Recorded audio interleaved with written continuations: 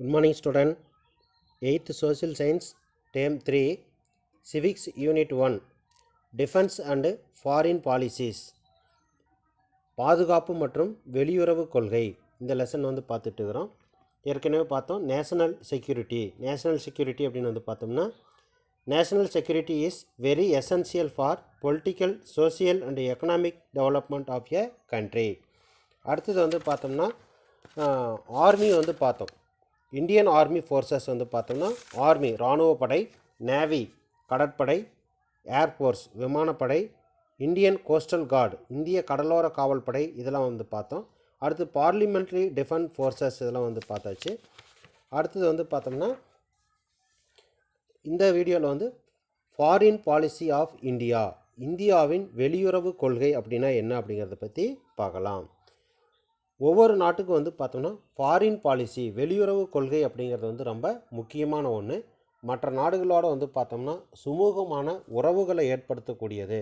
ஒரு நாட்டினுடைய பாதுகாப்புக்காகவும் நாட்டினுடைய வளர்ச்சிக்காகவும் தனக்கு தேவையான பொருளை மற்ற நாடுகள்லேருந்து வணிகம் செய்யறதுக்காகவும் இந்த ஃபாரின் பாலிசி, வெளியுறவு கொள்கை அப்படிங்கிறது ரொம்ப முக்கியமான ஒன்றா இருக்குது. இந்தியாவில் பார்த்தோம்னா 1986 1986 டெல்லியில் பார்த்தோம்னா அந்த வெளியுறவு கொள்கை ஒவ்வொரு நாட்டிலிருந்தும் மற்ற நாடுகளுக்கு பார்த்தோம்னா வெளியுறவு கொள்கைக்கான அந்த தூதுவர்கள் போவாங்க. அதற்கான பயிற்சி அளிக்கக்கூடிய மையங்கள் பார்த்தோம்னா அந்த 1986 டெல்லியில் ஆரம்பிச்சிருக்கிறாங்க. அப்போ ஃபாரின் பாலிசி ஆஃப் இந்தியாவில் பார்த்தோம்னா வெளியுறவு கொள்கை அப்படிங்கிறது ரொம்ப முக்கியமான ஒன்றா இருக்குது.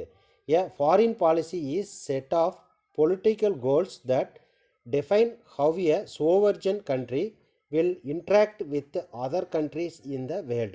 வெளியுறவு கொள்கை அப்படிங்கிறது பார்த்தோம்னா இறையாண்மை கொண்ட ஒரு நாடு உலகில் மற்ற நாடுகளுடன் எவ்வாறு தொடர்பு கொள்ளணும் அப்படிங்கிறத வரையறுக்கக்கூடிய இலக்கு தான் இலக்குகளினுடைய தொகுப்பு தான் வெளியுறவு கொள்கை அப்படின்னு சொல்கிறோம். இது எதுக்காக அப்படின்னா நாட்டு மக்களினுடைய நலனை பாதுகாக்கவும் பொருளாதாரத்தை பாதுகாக்கவும் இது வெளியுறவு கொள்கை அப்படிங்கிறது முக்கியமான ஒன்றா இருக்குது. சில கொள்கைகள், செயல் திட்டங்கள் இதெல்லாம் அடிப்படையாக வச்சு இந்த வெளியுறவு கொள்கை பார்த்தோம்னா அதனுடைய பாதிப்புகளினுடைய பின்னணியிலிருந்து பாதுகாக்கிறதுக்காக இது பயன்படுது.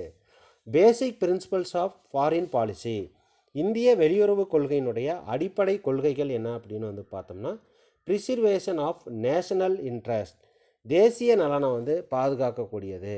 அச்சீவ்மெண்ட் ஆஃப் வேர்ல்டு பீஸ், உலக அமைதியினை பார்த்தோம்னா அடையக்கூடியது. அடுத்து டிஸ்ட்ராமெண்ட், ஆயுத குறைப்பு. அடுத்தது பார்த்தோம்னா அப்ளிட்டேஷன் ஆஃப் காலனிக்கல் ரிஷீம் இன் இம்ப்ரெக்ஷன், காலனித்துவம், இனவெறி மற்றும் ஏகாதிபத்தியம் இதெல்லாம் நீக்கக்கூடியது. Increasing the number of friendly nation, நட்பு நாடுகளினுடைய எண்ணிக்கையை அதிகரிக்கிறது. எக்கனாமிக் டெவலப்மெண்ட், பொருளாதார வளர்ச்சி இதெல்லாம் பார்த்தோம்னா ஒரு வெளியுறவு கொள்கையினுடைய அடிப்படை கொள்கையாக பார்த்தோம்னா இருக்குது. தேசிய நலனை பாதுகாக்கக்கூடியது, உலக அமைதியை அடையக்கூடியது, ஆயுதங்களை பார்த்தோம்னா குறைக்கக்கூடியது, நட்பு நாடுகளை அதிகரிக்கக்கூடியது, பொருளாதார வளர்ச்சி எக்கனாமிக் டெவலப்மெண்ட் செய்யக்கூடியது, இதெல்லாம் முக்கியமான ஒன்றா இருக்குது. அடுத்தது பார்த்தோம்னா பஞ்சசீலம் அப்படின்னா என்ன? பஞ்சசீலம் அப்படிங்கிறது பார்த்தோம்னா Jawaharlal Nehru, the first prime minister of India, was the chief architect of Indian foreign policy. சுதந்திர இந்தியாவினுடைய முதல் பிரதமரான ஜவஹர்லால் நேரு இந்திய வெளியுறவு கொள்கையை வடிவமைக்கக்கூடியதில் முதன்மை சிற்பியாக இருந்திருக்கிறாரு. Nehru was supporter of world peace, Nehru பார்த்தோன்னா உலக அமைதிக்கு ஆதரவாக இருந்திருக்கிறாரு. அதனால் importance the word peace in policies planning, இதனால் பார்த்தோம்னா திட்டமிடலில் பார்த்தோன்னா உலக அமைதிக்கு மிக முக்கிய இடத்தை கொடுத்துருக்கிறாரு.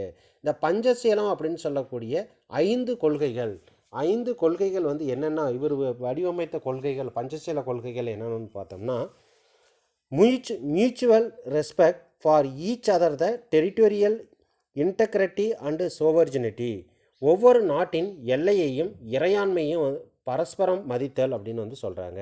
மியூச்சுவல் நான் அக்ரியேஷன், பரஸ்பர ஆக்கிரமிப்பின்மை, மற்ற பகுதிகளை பார்த்தோம்னா ஆக்கிரமிக்காமல் இருக்கக்கூடியது.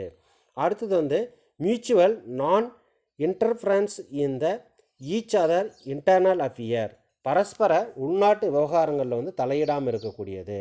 அடுத்தது ஈக்குவாலிட்டி அண்ட் மியூச்சுவல் பெனிஃபிட், பரஸ்பர நலனுக்கான சமத்துவம் மற்றும் ஒத்துழைத்தல்.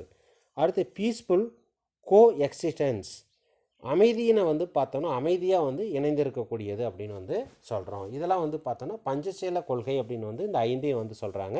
இது ஜவஹர்லால் நேருனால் வந்து உருவாக்கப்பட்டது. அடுத்தது வந்து பார்த்தோம்னா நான் அலைன்மெண்ட், அணி சேராமை. அணி சேராமை அப்படின்னா என்ன? இந்த அணி சேராமை அப்படிங்கிற வேர்டு வந்து பார்த்தோம்னா இது யார் உருவாக்குனாங்கன்னா வி.கே. கிருஷ்ணமேனன் அப்படிங்கிறவர் தான் வந்து ஃபஸ்ட்டு உருவாக்குனார்.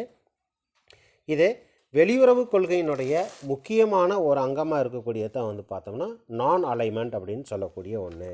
இந்த நான் அலைன்மெண்ட் எந்த கண்ட்ரியோடு அப்படின்னு வந்து பார்த்தோம்னா செகண்டு வேர்ல்டு வாருக்கு பின்னாடி அமெரிக்கா, ரஷ்யா, இந்த அமெரிக்கா, ரஷ்யா போன்ற நாடுகளோடு வந்து பார்த்தோம்னா அதாவது மிலிட்ரி அலையன்ஸ், எந்த ஒரு இராணுவ ஒப்பந்தமும் செய்யாமல் இருக்கணும் அப்படிங்கிறது தான் வந்து அணி சேராமையினுடைய முக்கியமான நோக்கம்.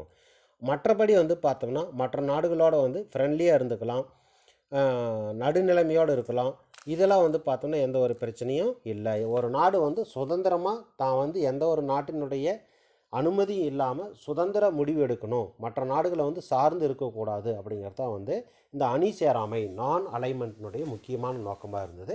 இது வி.கே. கிருஷ்ணமேனன் அப்படிங்கிறவர் தான் ஃபஸ்ட்டு உருவாக்குனார். அடுத்தது இந்த அணி சேராமை இயக்கத்தினுடைய நான் அலைன்மெண்ட் மூமெண்ட்னுடைய ஃபாதர்ஸ், அதாவது அதனுடைய தலைவர்கள் வந்து இயக்க தலைவர்கள் வந்து யாருன்னு பார்த்தோம்னா இந்தியாவில் வந்து ஜவஹர்லால் நேரு, அடுத்து யுனெஸ்கோவில் வந்து பார்த்தோம்னா டிட்டோ அப்படிங்கிறவரும், எகிப்தில் வந்து பார்த்தோன்னா நாசர் அப்படிங்கிறவரும், இந்தோனேசியாவில் வந்து பார்த்தோம்னா சுகர்னோ அப்படிங்கிறவரும், அடுத்தது வந்து பார்த்தோம்னா கானா அப்படிங்கிற கண்ட்ரியில் வந்து பார்த்தோன்னா குவாமோ நிக்ருமா அப்படிங்கிறவரும் வந்து பார்த்தோன்னா இதனுடைய தலைவர்களாக வந்து இருந்துக்கிறாரு. அடுத்தது வந்து பார்த்தோன்னா குறிப்பிடத்தக்கவர் வந்து நெல்சன் மண்டேலா அப்படிங்கிறவர் வந்து பார்த்தோம்னா இவர் தென்னாப்பிரிக்காவில் இனவெறிக்கு எதிராக வந்து போராடி வெற்றி பெற்றவர். அங்கே வந்து பார்த்தோன்னா கருப்பு இனம், வெள்ளை இனம், இவங்க இரண்டு இனத்துக்கு இடையில் வந்து பார்த்தோன்னா அடிக்கடி வந்து சண்டை ஏற்பட்டுக்கிட்டே இருக்கும். இந்த கருப்பின மக்கள் வந்து பார்த்தோன்னா ரொம்ப அடிமையாக வந்து நடத்துகிறாங்க. அதுக்கு எதிராக வந்து போராடி வெற்றி பெற்றவர் வந்து பார்த்தோம்னா நெல்சன் மண்டேலா அப்படின்னு வந்து சொல்லலாம். அடுத்து 1990 வந்து பார்த்தோம்னா தென்னாப்பிரிக்காவில் இந்த இனவெறி கொள்கையை வந்து முடிவுக்கு கொண்டு வந்தது இந்திய வெளியுறவு கொள்கையினுடைய மிகச்சிறந்த வெற்றியாக வந்து பார்த்தோம்னா இப்போ பார்க்குறோம். அப்போ இந்தியாவினுடைய வெளியுறவு கொள்கை அப்படிங்கிறது வந்து 5 அதாவது வந்து அடிப்படை கொள்கைகளை வந்து கொண்டதா அப்படின்னு சொல்கிறோம். தேசிய நலனை வந்து பாதுகாக்கக்கூடியது, நேஷனல் இன்ட்ரெஸ்ட், அடுத்தது வந்து பார்த்தோம்னா உலக அமைதியை வந்து அடையக்கூடியது, ஆயுத குறைப்பு, பொருளாதார வளர்ச்சி, இதை பேஸ் பண்ணி வந்து இருக்குது. அடுத்தது வந்து பார்த்தோன்னா பஞ்சசீலம், இது வந்து ஜவஹர்லால் நேரு வந்து உருவாக்குனார்.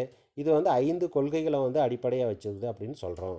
அடுத்து அணி சேராமை நான் அலைன்மெண்ட், இது வந்து அமெரிக்கா, ரஷ்யா போன்ற நாடுகளோடு வந்து இராணுவ ஒப்பந்தம் இல்லாமல் ஃப்ரெண்ட்லியாக இருக்கக்கூடியதான் வந்து அணி சேராமையினுடைய முக்கியமான ஒன்று. இதனுடைய லீடர்ஸ் வந்து பார்த்தோன்னா இந்தியாவில் ஜவஹர்லால் நேரு, ஒவ்வொரு கண்ட்ரிலையும் ஒவ்வொரு லீடர்ஸ் வந்து இருந்துக்கிறாங்க. நெல்சன் மண்டேலா வந்து பார்த்தோம்னா சவுத் ஆப்பிரிக்காவில் இனவெறிக்கு எதிராக வந்து போராடி வெற்றி பெற்ற ஒரு தலைவர் அப்படின்னு வந்து சொல்கிறோம். அடுத்தது அண்டை நாடுகளுடனான இந்தியாவினுடைய நட்புறவு, இந்தியா ரிலேஷன் வித் நெக்பரிங் கண்ட்ரிஸ், அண்டை நாடுகளோடு வந்து எப்படி எந்த மாதிரியான உறவுகள் இருக்குது அப்படிங்கிறத அடுத்த வீடியோவில் வந்து பார்க்கலாம். ஓகே, பாய், தேங்க்யூ.